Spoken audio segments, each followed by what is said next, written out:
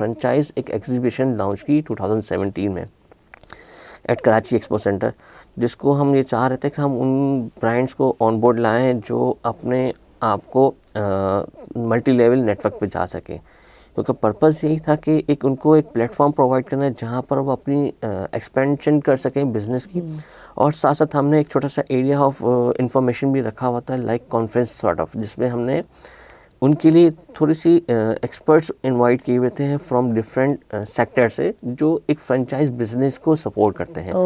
जो कस्टमर अगर कोई बर्गर खाने आता है या कोई सूट लेने आता है, वो ये नहीं देखता कि बैकएंड पे ये ऑनर है या दूसरा इसका फ्रेंचाइजी है, वो सिर्फ ब्रांड को देख रहा होता है। तो brand entity is very important कि आपने उसको मेंटेन रखना है। बहुत सी कंपनीज हैं जो चाहती हैं पाकिस्तान में फ्रेंचाइज ऑपरेट करना, चाहती है ना, आती नहीं। चैलेंजेस क्या है? चैलेंजेस जो एक तो मैंने आपको जैसे बताया कि गवर्नमेंट साइड पर लोगों को काफ़ी ज़्यादा ही प्रॉब्लम फेस होती है, स्पेशली इवेंट प्लानर का जो आप काम कर रहे हैं उसको फिर ज़ाहिर सी बात है आपके पास टीम होती है, आप उसको लेके चलते हैं। तो कहीं ऐसा होता है कि आप लोगों को खुद क्लाइंट से अप्रोच करनी पड़ती है, एडवर्टाइजमेंट करते हैं, या फिर रेफरेंसेस थ्रू नेटवर्किंग का आपका ऐसा है कि वाइड एरिया पे लोग ऑटोमेटिकली करते हैं, फिर भी आपको लगता है कि साइड बाय साइड या टाइम टू टाइम आपको उसकी मार्केटिंग करना बहुत ज़रूरी है? अस्सलाम वालेकुम, कैसे हैं आप लोग? आज की पॉडकास्ट में अगेन एक डिफरेंट मेहमान हमारे सामने हैं जिनसे आपको बहुत सारी इंफॉर्मेशंस मिलेगी, और उनका नाम है मोहम्मद आसिफ मेमन साहब। ये इवेंट प्लानर हैं और इनकी फ्रेंचाइज़ है, और जो कि मैं ख़ुद भी क्यूरियस हूँ थोड़ा बहुत सुनने के लिए। इनसे हम सुनेंगे, जानेंगे, और उस पर हम डिस्कशन करेंगे कि किस तरह से एक फ्रेंचाइज़ अगर कोई ओपन करता है तो उसको क्या करना चाहिए, और इवेंट प्लानर बनने के लिए आपके अंदर क्या क्या चीज़ें होनी चाहिए, क्रिएटिविटी क्या होनी चाहिए, क्योंकि इवेंट प्लानर का काम अगर आप ये मोहम्मद आसिफ जो हैं बड़े अच्छे स्किल बड़े पैमाने पे कर रहे हैं। तो आइए चले बात करते हैं इनसे। अस्सलाम वालेकुम। वालेकुम अस्सलाम। बहुत बहुत शुक्रिया आपका, बहुत शुक्रिया आपका भी कि आप लोगों ने मुझे इनवाइट किया एज अ पॉडकास्ट में, जिसके लिए डिफरेंट इन्फॉर्मेशन आप लोग चाहते हैं कि लोगों को प्रोवाइड कर सकूं मैं, जो मैंने अपनी थ्रू आउट जर्नी में देखी और सीखी है ना। पहले तो थोड़ा बहुत अपने बारे में बताएं। तो सबसे पहले मैं अपना बताता हूँ। My name is Mohammed Asif, जैसे आपने इंट्रोड्यूस करवाया। मैं मेमन फैमिली से बिलोंग करता हूँ, नाम के साथ जैसे आपको आइडिया हो जाता है। और साथ साथ फिर यह है कि 2003 में ग्रेजुएशन कंप्लीट करने के बाद मैंने अपना करियर परस्यू किया था इवेंट मैनेजमेंट में। जैसे कि आप मेनली देखा ही होगा, एक्सपो सेंटर भी उसी टाइम डेवलप हुआ था, तो वहाँ से कुछ लर्निंग्स इंस्पिरेशन हमने लेके वहीं से अपना करियर स्टार्ट किया। फिर different kind of events site पर हमने एक्सपर्टीज़ गेन करते रहे डिफरेंट ऑर्गेनाइजेशन में, के थ्रू एग्जीबिशंस हो जाए, कॉर्पोरेट लॉन्चेस हो जाए, अवार्ड शोज़ हो जाए, एक्सपीरियंशियल मार्केटिंग्स हो जाए। तो इस जर्नी को कंप्लीट करते करते ये माइंड में डिसाइड किया हुआ था कि एक टाइम में हमने अपना एंटरप्रेन्योर वाला एलिमेंट स्टार्ट करना ही है। तो 2011 में ये जर्नी मैंने अपना जो पर्सनल एंटरप्रेन्योर वाली जो एलिमेंट था वो मैंने स्टार्ट किया विद डिफरेंट सर्विसेज से, बिकॉज के एक ऑब्जेक्टिव यही था कि जब अपना यहाँ सेटअप या अपनी फर्म इस्टेब्लिश करूँ तो उसमें थोड़ी बहुत डाइवर्सिफिकेशन हो। अच्छा, डेफिनेटली जब जॉब लाइफ होती है उसमें आप बहुत सी चीज़ों पे कंट्रोल नहीं होता आपका, क्योंकि आप एक लिमिटेड एक स्कोप ऑफ वर्क में होते हैं, फिर आपकी एक मैनेजमेंट होती है उसी के साथ लिमिटेड होते हैं। लेकिन जब आप अपने बिज़नेस में आते हैं तो फिर आपके पास बहुत सारी लिबर्टीज़ भी आती हैं, और साथ साथ फिर आपको एक चैलेंजेस भी फेस होते हैं, क्योंकि बहुत सारे बर्डन्स होते हैं, लाइक आपके फाइनेंशियल बर्डन्स होते हैं, फिर आपकी टाइमलाइंस बर्डन्स होते हैं, फिर आपका वर्कलोड होता है। तो वो infrastructure at the beginning time आपको नहीं मिल सकता है ना। तो वो एक डिफरेंट पार्ट ऑफ लाइफ है जो इवेंट मैनेजमेंट और इवेंट प्लानिंग साइड का है। डेफिनेटली हम उसको भी कवर करेंगे कुछ, और साथ साथ फिर मैं चाहूँगा कि थोड़ा सा मैं फ्रेंचाइज़ के ऊपर आपको आइडिया देना चाहता हूँ कि इसी जर्नी में डिफरेंट मेरे विजिट्स होते थे इंटरनेशनल टूर्स, तो वहाँ पे कुछ चीज़ें मैंने एक्सप्लोर की थी, वो मैं थोड़ा सा बताना चाहूँगा। जी आप ज़रूर बताएं, क्योंकि हम भी सुनना चाहेंगे। आपने लक्स अवार्ड भी किए हैं, और ये जो चैम्बर्स का भी आपने बताया था, हमारे व्यूवर्स को पता होना चाहिए, और ये इन्फॉर्मेशन ज़रूर दीजिए उनको।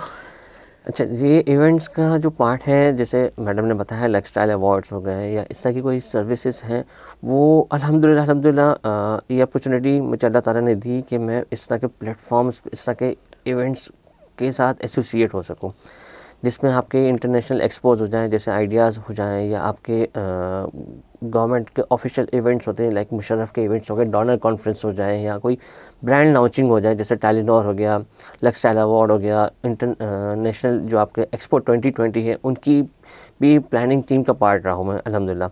तो ये एक आपको बहुत सारी लर्निंग्स देती है टाइम टू टाइम कि आपने अपने आप को किस तरह से एक्सेलरेट करना है और आपने अपने आप को एक्सपर्टीज़ को किससे इन्हेंस करना है।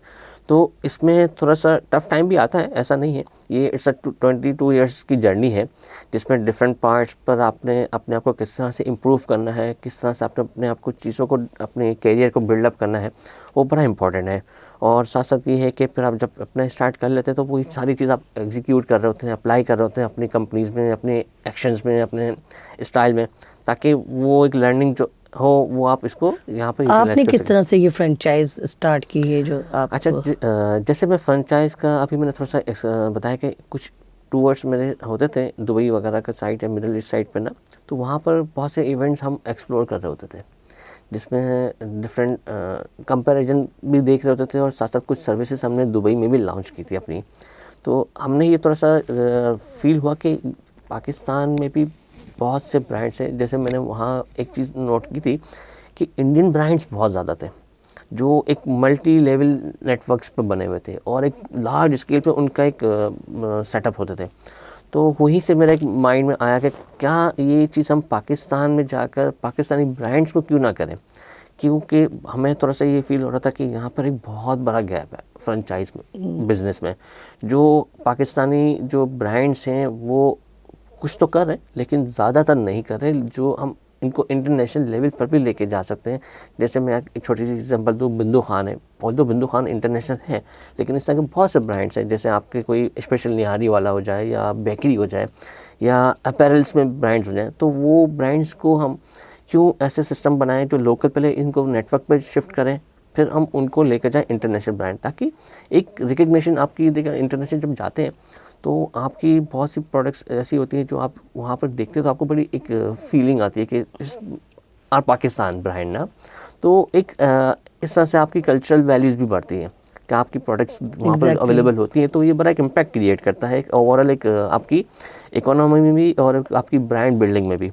तो ये एक छोटा सा एक रीज़न था जिसकी वजह से हमने फ्रेंचाइज एक एग्जीबिशन लॉन्च की 2017 में एट कराची एक्सपो सेंटर, जिसको हम ये चाह रहे थे कि हम उन ब्रांड्स को ऑन बोर्ड लाएँ जो अपने आप को मल्टी लेवल नेटवर्क पे जा सकें, क्योंकि पर्पज़ यही था कि एक उनको एक प्लेटफॉर्म प्रोवाइड करना है जहाँ पर वो अपनी एक्सपेंशन कर सकें बिज़नेस की, और साथ साथ हमने एक छोटा सा एरिया ऑफ इंफॉर्मेशन भी रखा हुआ था लाइक कॉन्फ्रेंस सॉर्ट ऑफ, जिसमें हमने उनके लिए थोड़ी सी एक्सपर्ट्स इनवाइट किए हुए थे फ्रॉम डिफरेंट सेक्टर से जो एक फ्रेंचाइज बिजनेस को सपोर्ट करते हैं। ओह इन टर्म ऑफ कि हमने एक government of board of investment के एक डायरेक्टर्स को ऑन बोर्ड लिया हुआ था जो बेसिकली हमें ये गाइड कर रहे थे कि गवर्नमेंट की साइड पर फ्रेंचाइज बिजनेस या रिटेल बिजनेस को क्या क्या चीज़ें कंप्लाइंस करनी होती हैं, क्या क्या चीज़ों को फॉलो करना होता है, ताकि क्योंकि इसमें सबसे मेजर जो स्टेक होल्डर होता है किसी भी बिज़नेस की एक्सपेंशन में किसी भी कंट्री में वो गवर्नमेंट सेक्टर होता है,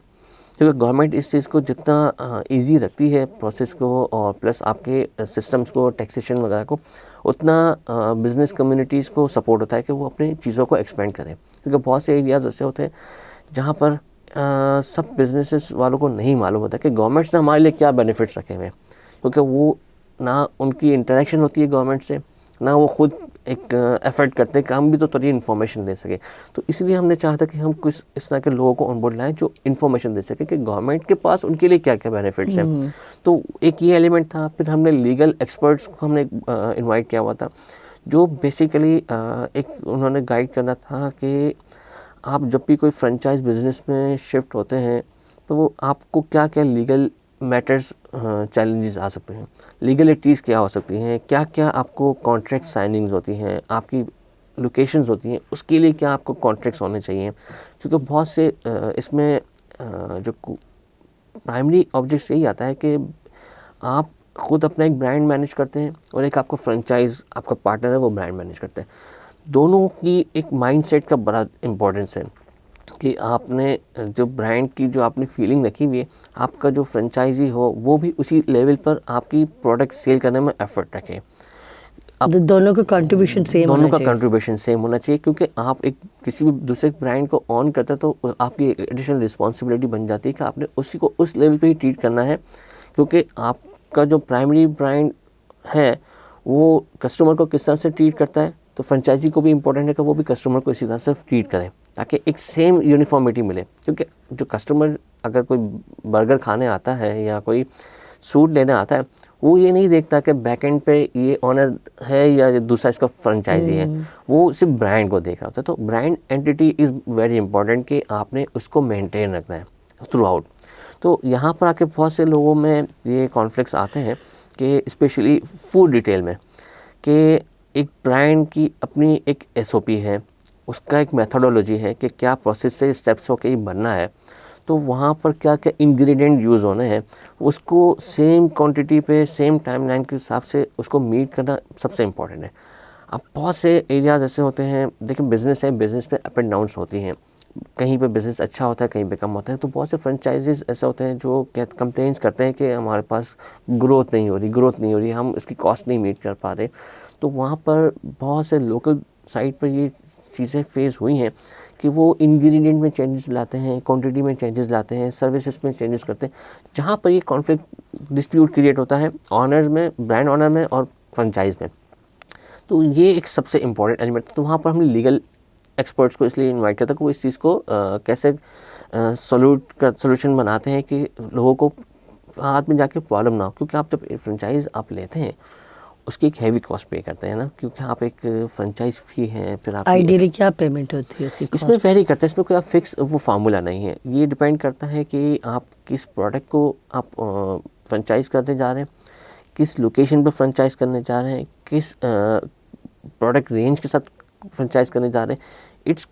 it can be start from 200,000 even 50,000 से भी स्टार्ट हो सकता है। तो वो डिपेंड करता है ब्रांड की एक जो उसकी जो सेल्स उसकी जो वैल्यू है उसके अकॉर्डिंगली, क्योंकि इसमें मल्टीपल एरियाज़ होते हैं आपकी फ्रेंचाइज ऑन करने में। लाइक आपकी एक लैंड कॉस्ट है, आप किसी के पास लैंड अपनी हो या किसी के पास रेंटल हो, वो एक कॉस्ट मैटर करती है।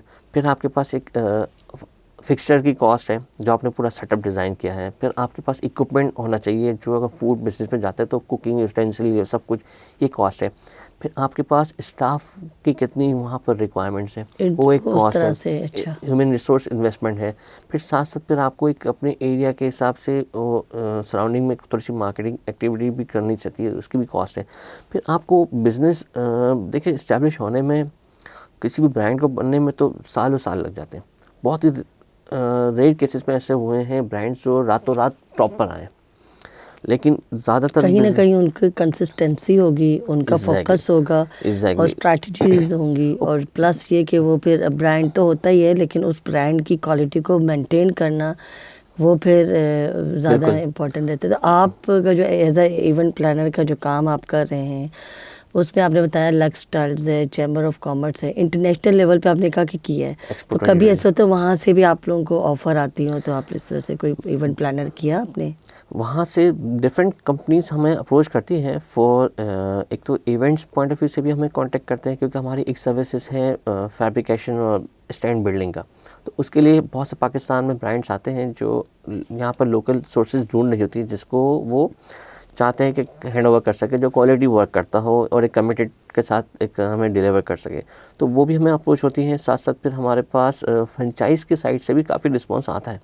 बहुत सी कंपनीज हमें कांटेक्ट करती है कि हमें फ्रेंचाइज़ पाकिस्तान में लॉन्च करनी है। ऑल्दो अभी करंट सिचुएशन में तो बहुत ज़्यादा ही थोड़ा सा चैलेंजेस आए हुए हैं, बट बहुत सी कंपनीज हैं जो चाहती हैं पाकिस्तान में फ्रेंचाइज ऑपरेट करना। चाहती है ना, आती नहीं। चैलेंजेस क्या है? चैलेंजेस जो एक तो मैंने आपको जैसे बताया कि गवर्नमेंट साइड पर लोगों को काफ़ी ज़्यादा ही प्रॉब्लम फेस होती है, स्पेशली एक तो गवर्नमेंट साइड पे, क्योंकि यहाँ पर टैक्सेशन के सिस्टम इतने कॉम्प्लिकेटेड हैं कि इवन नॉर्मल जो लोकल बिजनेसमैन है वो भी एक्सपेंशन करते हुए भी डरता है, क्योंकि आपने इसके ऊपर इतने हैवी टैक्सेस अप्लाई किए हुए हैं। जैसे कि आपने एक इनकम टैक्स है, डायरेक्ट टैक्सेस हैं, इनडायरेक्ट टैक्सेस हैं, फिर आपके यूटिलिटी टैक्सेस हैं, तो वो काफ़ी चीज़ें कॉम्प्लिकेटेड हैं और सिस्टम आपके इतने ज़्यादा डिपार्टमेंटल्स बने हुए कि बाहर कंपनीज़ में क्या डिफरेंस होता है कि एक ही वन विंडो सॉल्यूशंस आपको प्रोवाइड हो जाता है कि आप एक जगह जाएं आपको सारे सॉल्यूशन मिल जाएंगे, लेकिन यहाँ पर आपको हर जगह पर आपको कांटेक्ट करना है और यहाँ पर चीज़ें इतनी इजी सिस्टम नहीं है कि लोग आराम से अपनी चीज़ें एग्जीक्यूट कर लें। क्या आपको लगता है रीज़न क्या है, क्यों ऐसा हो रहा है हमारे मुल्क में, क्यों ऐसा हो रहा है, क्यों? इस क्यों का जवाब क्या है? गलती देखिए, कहाँ पे आ रही है? अगर हमारी मैं अपनी गलती है? नहीं, इसकी स्पेसिफिकली मैं अगर फ्रेंचाइज़ के हवाले से मैं बात करता हूँ ना, तो इसमें देखिए कोई फॉल्ट ही नहीं हो सकता इन द सेंस, बिकॉज देखिए फ्रेंचाइज बिजनेस पाकिस्तान में एक अभी तक कह सकते हैं कि प्री मेच्योर है, अभी मेच्योरिटी पे नहीं आया है। अवेयरनेस इसमें भी नहीं है लोगों को। बिल्कुल, क्योंकि एक तो देखिए जो ब्रांड ऑनर्स है ना, एक माइंडसेट का गेम है। ये माइंडसेट आपका होना चाहिए कि आपने अपने बिज़नेस को या अपने ब्रांड को आफ्टर 5 इयर्स या 10 इयर्स के बाद कितना लार्ज स्केल पे देख रहे हैं। अब लार्ज स्केल को देखने के लिए आपने एक टारगेट सेट तो कर दिया कि मैं ये देख रहा हूँ। अब उसको अचीवमेंट के लिए आपको अपने मसल्स यूज़ करने होते हैं। आपके पास फाइनेंशियल इतना बैकअप हो, आपके पास टीम रिसोर्सेज ऐसी हो तो आप खुद मैनेज करें, और नहीं तो फिर आपके पास एक फ्रेंचाइज मॉडल होता है जो आपको एक मार्केट से इन्वेस्टर पुल करके आप इस चीज़ को एग्जीक्यूट करते हैं। देखिए at the end of day सबका ऑब्जेक्ट तो अर्न मनी होता है, पैसा कमाना होता है, लेकिन कुछ लोग आजकल तो इसी का दौर चल रहा है। वो तो डेफिनेटली देखें, एक बिजनेस एक फीलिंग्स है ये ना, ये पैसा बनाना, ये Yeah. आजकल नहीं, ये वैसे थ्रू आउट रहा है ना एग्जैक्टली, ये। बट अनफॉर्चुनेटली अभी भी उस तरह से हम नहीं हमारे मुल्क में हो रहा है। यहाँ बहुत से एक टेक्निकल रीजनिंग है। अब देखिए अगर इस्लामिक पॉइंट ऑफ व्यू से देखें तो हमारा बिलीफ का भी बड़ा इंपॉर्टेंट है ना, कि हमें कहा गया है कैटेगोरिकली ओपनली कहा गया कि जो आपका लिखा वही मिलना है। अब हम उसको कोशिश करते हैं जल्द से जल्द दूसरों से ले लें, इससे ले लें, इससे ले लें, तो वो एक अनफेयर हो जाता है, दूसरों के साथ आप ज्यादती कर जाते हैं बहुत दफ़ा, और चीज़ अब टाइम पे ही आती है। लेकिन उसके लिए हमें मैंडेटरी है कि हम एफर्ट्स करते रहें, पैशंस रखें और एक राइट डायरेक्शन पे अपनी मूव रखें। अच्छा, इसमें एक और चीज़ भी है कि जैसे मैंने माइंडसेट का बताया ना, उसमें जहाँ कोई भी कॉन्ट्रैक्ट होता है, डेफिनेटली अगर कोई इंडिविजुअल ब्रांड्स लाइक अगर मेरे अपनी एग्जाम्पल दो तो मैं भी चाहूँगा कि मेरे भी 10 आउटलेट हों, अपनी जगह पे एक्सपेंड करें। तो आपकी और जो आपके पार्टनर्स की उसका एक फ्रीक्वेंसी मैच होना बहुत इंपॉर्टेंट है। देखिए जैसे आपने अभी छोटी सी एग्जांपल दी कि यहाँ तो अभी करंट सिनेरियो में ये कि लोग चाहते हैं कि सब पैसा ले लें, तो फ्रेंचाइज जो पार्टनरशिप लेते हैं वो भी, उनकी भी अप्रोच एक बिज़नेस कमाना होता है, तो आप उसको रिस्पेक्टफुली उसको आप चीज़ें हैंडल करें और एक सीरियस बिजनेस की तरह उसको लेके चले, तो कोई प्रॉब्लम नहीं है। पूरे ग्लोबली ये चीज़ें एग्जीक्यूट होती हैं, इवन पाकिस्तान में भी हो रही है, ऐसा नहीं है कि नहीं हो रही, लेकिन उसके कुछ प्रोटोकॉल्स हैं, उसको आपने फॉलो करना मस्ट है। उस चीज़ को आप नहीं करेंगे तो डेफिनेटली कोई सा भी काम हो, चाहे फ्रेंचाइजीज हो या कोई भी हो, वो लॉन्ग टर्म नहीं रहता। तो आपको you have to wait for some time. अच्छा ये बताइए, इवेंट प्लानर का जो आप काम कर रहे हैं उसको तो फिर ज़ाहिर सी बात है आपके पास टीम होती है, आप उसको लेके चलते हैं, तो कहीं ऐसा होता है कि आप लोगों को खुद क्लाइंट से अप्रोच करनी पड़ती है, एडवर्टाइजमेंट करते हैं, या फिर रेफरेंसेस थ्रू नेटवर्किंग का आपका ऐसा है कि वाइड एरिया पे लोग ऑटोमेटिकली करते हैं, फिर भी आपको लगता है कि साइड बाय साइड या टाइम टू टाइम आपको उसकी मार्केटिंग करना बहुत ज़रूरी है? ये अक्सर होता है ना कि हमें इवेंट्स तो होते हैं, मेजॉरिटी ये कि नहीं होते उस तरह, उस लेवल पे नहीं होते। अगर आप इंडिया की एग्जांपल दें तो इंडिया में इवेंट प्लानर बहुत सारे आपको मिलेंगे, इस पर मूवीज़ भी बन चुकी हैं, लेकिन हमारे यहाँ मुल्क में ये थोड़ा सा लैक ऑफ नॉलेज होगा। क्या कहते हैं इस बारे में आप? अच्छा, इवेंट्स, क्योंकि इसकी बात मैं इसलिए कह रही हूँ कि आपकी बात काट रही हूँ, सॉरी, कि वो एजुकेशन सिस्टम पे आएगी कि क्योंकि थ्रू एजुकेशन सिस्टम हमारा इतना पैथेटिक है कि हर तरह की फील्ड की एजुकेशन और स्किल सिखाई जाए तो स्टूडेंट्स आगे सक्सेसफुल हो सकते हैं। जाहिर सी बात है आपके अंदर भी ये जरासीम या तो फैमिली से आए होंगे, कहीं ना कहीं से आए होंगे, बट इनिशिएटिव आपने लिए कुछ और भी बन सकते थे। तो वही मैं कहना चाहिए, क्योंकि इसमें आपका इंटरेस्ट भी होगा, उस पर ज़रा बात करें। अच्छा, एक आपने बिल्कुल अच्छी बात कही कि कुछ जरासीम फैमिली से आए होंगे, तो मैं थोड़ा सा बैकग्राउंड बता देता हूँ कि ये कुछ चीज़ें ऐसी थी और होती भी हैं इंसान में जो फैमिली से शिफ्ट होती हैं आपके पास। तो एक मैनेजमेंट स्किल जो कि हमारी मदर की एक स्पेशलिटी रही है थ्रू आउट, फैमिली में, तो वो कुछ जरासीम हमारे में आ गए थे कि हम एक मैनेजमेंट सिस्टम को ज़्यादा फॉलो करें। फिर लकीली एक अपॉर्चुनिटी मिली एक्सपो विज़िट करने की, वहाँ पर लार्ज स्केल एक्टिविटीज़ देखी, तो हमने कहा कि ये चीज़ एक प्लेटफॉर्म है जहाँ पर हम अपने आप को कुछ प्रूव कर सकते हैं। तो अब बात यहाँ पर ये है कि मूवीज़ डेफिनेटली इसके ऊपर भी बनी है, लेकिन एक और मूवी का मैं रेफरेंस दूंगा जो है, आप अगर देखें तो 3 इडियट्स, वो एक बेस्ट एग्जांपल है ना किसी भी काम करने के लिए, क्योंकि आप कोई सा भी काम करें, चाहे इवेंट्स प्लानिंग हो या कोई सा भी हो, वो एग्जाम्पल है। आपको एक चीज़ सिखाती है कि जिसमें आपका पैशन है ना, डिज़ायर होगी तो वो आप काम कर वो सकते हैं। आपको उसको अगर आप इसको प्रोफेशनल या कमर्शियल अपना बना देते ना, वो आपके लिए बड़ा सक्सेसफुल होता है, क्योंकि आपका एक उसके साथ एक रिलेशनशिप बन जाती है। तो उसके ऊपर आपकी फिर रिसर्च होती है, फिर आपको फिर एफर्ट होता है, फिर आप उसके ऊपर सोचते हैं, तो वर्कआउट वो करते दोनों हैं। मैच कर जाती है, तो वो काफ़ी हेल्पफुल होता है मैक्सिमम टाइम।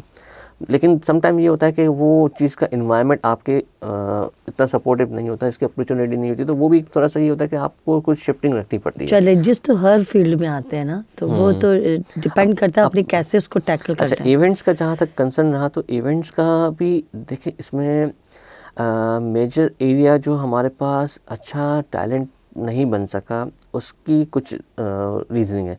अगेन यहाँ पर कुछ पॉइंट्स गवर्नमेंट साइड पे आते हैं, कुछ पॉइंट्स एजुकेशनल इंस्टीट्यूशन की साइड पे भी आते हैं, दोनों साइड पे। क्योंकि देखिए, बेसिक टैलेंट जो होता है किसी भी स्किल सेट का, वो आपका इंस्टीट्यूट बनाता है, चाहे वो इंजीनियर हो, चाहे डॉक्टर हो, चाहे कोई भी एरिया स्पेसिफिक हो, वो टैलेंट प्रोड्यूस करने की रिस्पॉन्सिबिलिटी होती है आपका एजुकेशन सेक्टर का ना। क्योंकि वो एजुकेशन आपको देंगे, वो टैलेंट निकलेगा और वो मार्केट में आएगा और वो अपनी एक्सपर्टीज़ को यूज़ करेगा। अभी कुछ प्रोफेशंस में जैसे आपके इकरा वगैरह ने कुछ इनिशिएट किए हैं कि कम्युनिकेशन वगैरह की साइड पर इस तरह की कुछ एक्टिविटीज़ की हैं। प्योर इवेंट मैनेजमेंट पे इतना ज़्यादा फोकस किसी ने नहीं किया। अब ये रीज़न की बेसिस पर बहुत से चैलेंजेस आते हैं, लाइक आपकी बहुत सी ऑर्गेनाइजेशन डेली बनती हैं और क्लोज़ होती हैं, बिकॉज कि एक किसी को ये आइडिया नहीं है कि what is right way to do, कि इवेंट्स मैनेजमेंट तो हम कर रहे हैं, सभी कर रहे हैं, एक शादी हॉल वाला भी इवेंट मैनेजमेंट करने लगा है, लेकिन क्या ये राइट एक्शन परफॉर्म कर रहा है, नहीं कर रहा है। इवेंट्स की जो एक्सपर्टीज़ है वो बहुत ही रेयर केसेस में लोगों को एजुकेटेड हुई क्योंकि है। वो प्रैक्टिकल नहीं कर रहे ना, एजुकेशन प्रैक्टिकल का भी इशू के है, साथ साथ विद प्रैक्टिकल क्योंकि उनको पता इसमें चले। एक जो गैप है, जो हमने उसके ऊपर भी कॉन्फ्रेंस हमने प्लान की थी, अनफॉर्चुनेटली वो टाइम थोड़ा सा हमारा बहुत अर्ली था। एक्सपीरियंशियल मार्केटिंग, वो 2012 की बात बता रहा हूँ मैं, जिसके लिए हमने बहुत से स्टेक होल्डर को ऑन बोर्ड लिया था, क्योंकि हमें ये थोड़ा सा रियलाइज़ हुआ कि बीइंग अ इवेंट मैनेजर कि यहाँ पर एडवर्टाइजिंग जो न्यूज़पेपर की एसोसिएशन है, आपकी दूसरी एडवर्टाइजिंग की एसोसिएशन है, सब है, जो बेसिकली आपके वो स्टैंडर्डाइज करती है चीज़ों को ना, कि ये स्टैंडर्ड है, ये स्टैंडर्ड है, ये चीज़ें, ये चीज़ें, ये एक फॉर्मेट है।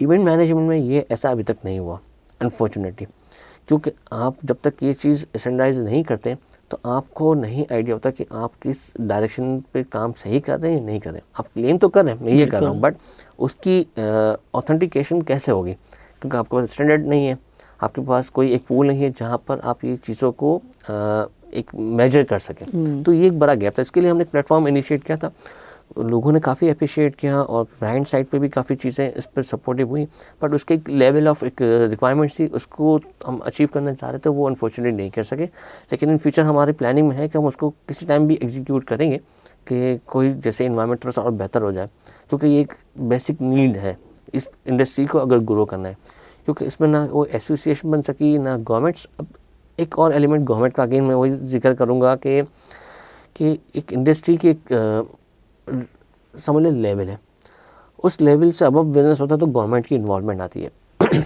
गवर्नमेंट भी यही देखती है कि अपना एफर्ट इतना ज़्यादा उस काम पे करे जिसको गवर्नमेंट्स को रिटर्न मिल सके। अच्छा, अब प्रॉब्लम ये है कि गवर्नमेंट्स डेटा लेती है आपकी ट्रेड बॉडी से, एसोसिएशन से। अब हमारे पास यहाँ एसोसिएशन है नहीं, अब गवर्नमेंट्स को भी कुछ रिपोर्ट्स अपडेट्स नहीं होने कि ये काम का क्या एक फार्मूला बनाया जाए। तो यहाँ एक हेवी एफर्ट की नीड है कि जो इस चीज़ को हम करें और हम इसको एक स्टैंडर्डाइज करें, ताकि लोगों इस इंडस्ट्री की तरफ जब देखें तो उनको सबसे पहले इंटरनेशनली स्पेशली काफ़ी चीज़ें फॉलो होती है कि वो लोकल एसोसिएशंस को फॉलो करते हैं।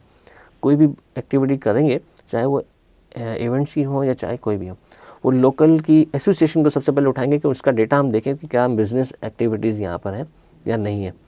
तो ये एक बड़ा एक इम्पॉर्टेंट है एलिमेंट अगर इस बिज़नेस को ग्रो करना है। तो साथ साथ फिर जो दूसरा मैं एंटरप्रेन्योर के पॉइंट ऑफ व्यू से मैं जिक्र करूँगा कि बहुत से लोगों को ये आइडिया होता है कि ये बिज़नेस बहुत अच्छा है, बड़ा फैंसी है, बड़ा ग्लैमरिस्ट है।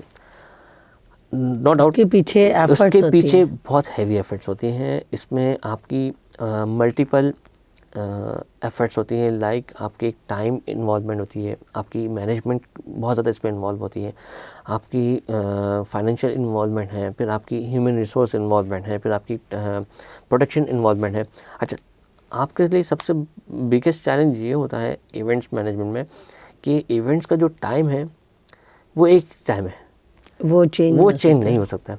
अब उसी टाइम को आपने बैकएंड पे जो वर्किंग की हुई हो वो सारा कनेक्टेड है उसके साथ एंड इस पर। टाइम पे ये होगा, इस टाइम पे तो ये करना ये है, इस टाइम टाइम पे ये, मैनेजमेंट बिल्कुल। और आपकी राइट डिसीजन मेकिंग जो स्किल है वो बहुत इंपॉर्टेंट है, क्योंकि आपका राइट टाइम पे राइट डिसीजन लेना उस इवेंट को मैक इट और ब्रेक इट कर सकता है। तो इस चीज़ को कंट्रोलिंग करना नो डाउट टैलेंट सब में, उसको थोड़ा सा सीखने में थोड़ा सा टाइम लगता है। बहुत से लोग ये चाहते हैं कि हम फ़ौरन आए, फ़ौरन से आप एम्पायर ओवरनाइट आप एक्सपर्ट नहीं हो सकते। नहीं हो सकते। तो इट टेक्स ऑलवेज टाइम। तो आपको टाइम देना पड़ता है, आपको एफर्ट करनी पड़ती है, और साथ साथ आपको लर्निंग्स भी लेनी होती हैं थ्रू डिफरेंट एक्सपर्ट्स के साथ। इंटरनेट पे बहुत अच्छे डेटा अवेलेबल्स हैं, वेबसाइट्स हैं जो आपको ट्रेनिंग्स देती हैं। उसमें थोड़ा सा मॉडिफिकेशन रिक्वायर्ड होती है, क्योंकि लोकल मार्केट्स की लर्निंग्स और आपकी इंटरनेशनल मार्केट्स की लर्निंग में थोड़ा सा वेरिएशन होता है, लेकिन आपको मेजर लर्निंग्स आ जाती है। और सबसे बेस्ट पार्ट देखिए, इवेंट्स का एक काम है जो इवेंट मैनेजर का, वो एक आप समझ लें लीडरशिप वाला काम है। ओके, इसमें अथॉरिटीज़ काफ़ी कॉन्फ्लिक्ट्स होती हैं ना, जो हमने देखी हैं। आपको उस चीज़ को कैसे मैनेज करना है वो सबसे इम्पोर्टेंट है, कि आपने अपना जो सेल्फ मैनेजमेंट है ना वो उसको लूज़ नहीं करना है। वो थोड़ा डिफाइन करेंगे स्टेप बाय स्टेप। लाइक आपको एक ऑर्डर आ गया हमाद साहब की तरफ से, फिर आप एज अ इवेंट प्लानर आपने जो टीम रखी है, तो आपको उसको कैसे उसको ब्रेक डाउन करते हैं कि किस तरह से, जैसे आपने कहा टाइम का आप चेंज नहीं कर सकते।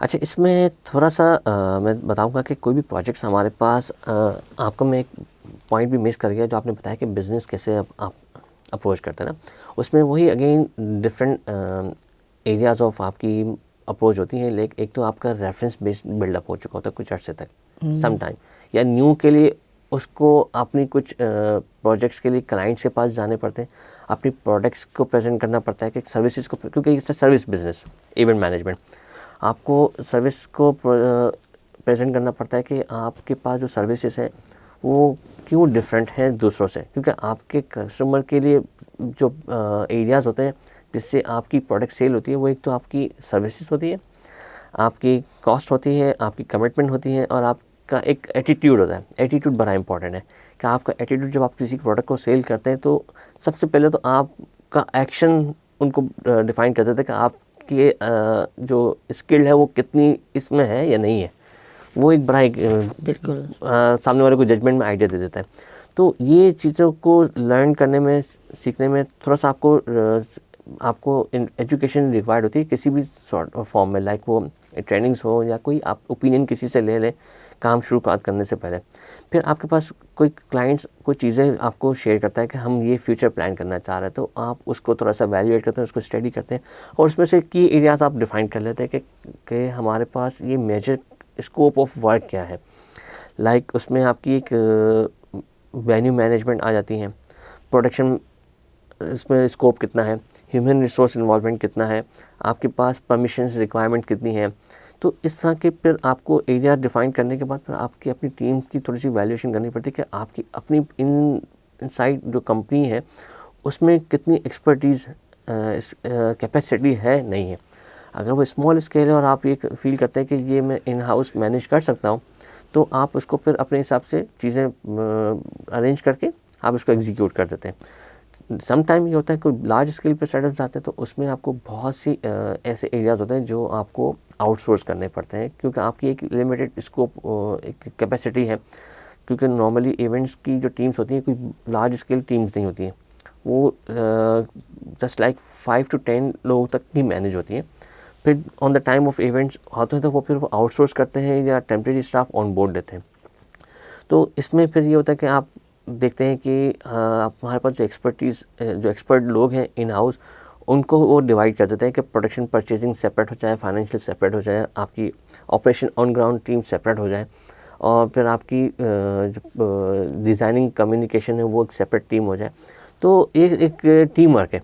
इसमें ये कोई नहीं कह सकता कि ये आप इंडिविजुअल अकेले ही सब कुछ मैनेज कर सकते हैं, नहीं। इसमें आपको जब तक टीम होगी आप इंशाल्लाह इसको अच्छा एग्जीक्यूट कर सकते हैं। बस ये है कि आपको थोड़ा सा जो भी लर्निंग्स क्लाइंट साइड से आती है, जो भी क्वायरीज आती है, उसको अच्छे से स्टडी करना है और आपने उसको सही तरह से प्रेजेंट करना है कि आपके माइंड में क्या है, इसको एग्जीक्यूशन प्लान कैसा होना चाहिए। क्योंकि देखिए आइडियाज़ तो डेली आपके माइंड में 50 आते हैं, मेरे जहन में भी रोज़ 50 आता है। प्राइमरी जो आपका आइडिया का जो सक्सेस है वो एग्जीक्यूशन है। जितनी अच्छी एग्जीक्यूशन होगी, जितनी अच्छी स्मूथ एग्जीक्यूशन होगी, उसका सक्सेस उसी के ऊपर बेस करता है। क्योंकि आइडियाज़ तो आज नहीं तो कल नहीं तो वो चेंज होते रहते हैं। तो ये एक सबसे इम्पोर्टेंट चीज़ है।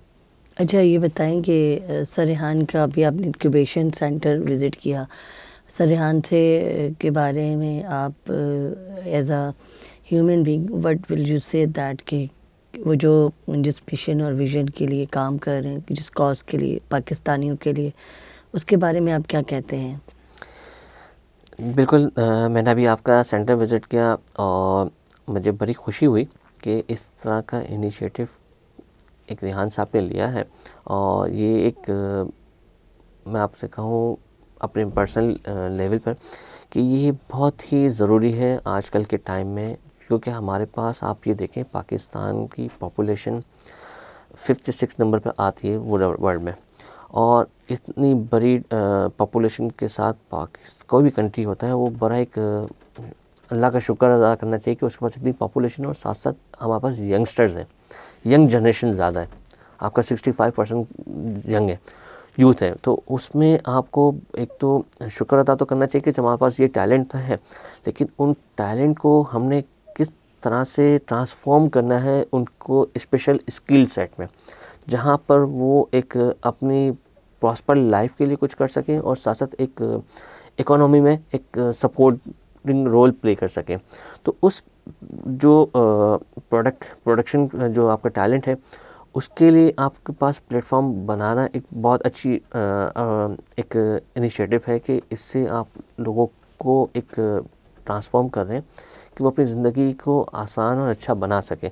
और इट्स आई थिंक कि एक आपका सोशल रिस्पॉन्सिबिलिटी भी बनती है और एक आपका एक अल्लाह ताला की तरफ से एक नेकी भी है कि आपने किसी की ज़िंदगी में अच्छा काम करवा के देना। It's a good thing. बहुत बहुत शुक्रिया आपका आसिफ मेमन साहब का कि इन्होंने इतनी अच्छी बातें हमें बताई इवेंट प्लानर के बारे में। और ये चीज़ें हमारे मुल्क में काफ़ी लोगों को अभी भी अवेयरनेस नहीं है, थोड़े बहुत कुछ को है, कुछ को नहीं। हमारे जो व्यूवर्स हैं, मैं चाहती हूँ कि उनको इन्फॉर्मेशन मिले और आप सीखें कि आपको पता चले कि किस तरह से हर तरह की फील्ड्स पे लोग काम कर रहे हैं। तो अपने आपको भी मैं ये कहूँगी कि ये आप लोगों के साथ जितने लोग हमारे पास आते हैं, जो हम लोग पॉडकास्ट करते हैं, इस वजह से करते हैं कि आपको अवेयरनेस हो, आपको पता चले, आप भी अपने माइंडसेट को यूज़ करते हुए किसी न किसी फील्ड में आगे बढ़ें, कंफर्ट जोन से निकलें और अपने आप को आगे बढ़ने के लिए अपनी आपको चेंज करें, अपने आप को स्किल पर्सन बनाएं ताकि आप कामयाब हो। आप कामयाब होंगे, घर कामयाब होगा और पूरे मुल्क कामयाब होगा। इसके साथ ही महताब खान तनोली को इजाज़त दीजिए और आसिफ साहब को पाकिस्तान जिंदाबाद। Thank you. अल्लाह हाफिज़।